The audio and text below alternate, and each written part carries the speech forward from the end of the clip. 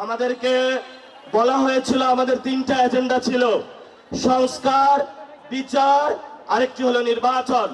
নির্বাচন হয়েছে, আপনারা যেভাবে হোক ক্ষমতায় গিয়েছেন, তাহলে এখন সংস্কারের কি হবে?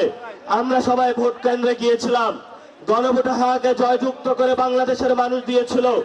সংস্কারকে ব্যাহত করার প্রচেষ্টা চলছে। আল্লাহর হস্তে আপনারা জনগণ যে ম্যান্ডেট দিয়েছে সংস্কারের পক্ষে, জনগণের বিরুদ্ধে যাবেন না।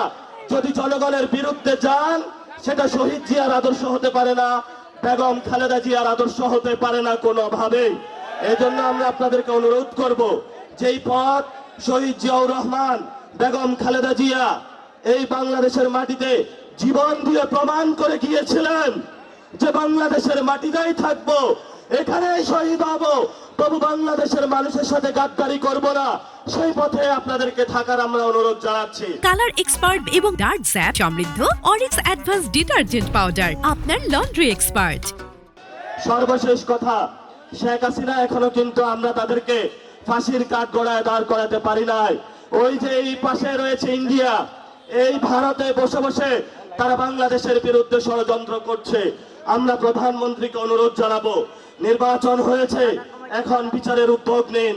আপনাকেই তো শেখ হাসিনা এখানে বাংলাদেশে অনেক নির্যাতন করেছিল, অসংখ্য কুমিল্লার ভাইদেরকে হলো এখানে রাজপথ থেকে ধরে নিয়ে গিয়েছিল। এই যে কুমিল্লার সাক্কু ভাই থেকে শুরু করে প্রত্যেকটা ব্যক্তি এখানে ইয়াসিন ভাই নির্যাতিত হয়েছিল, আমরা জানি।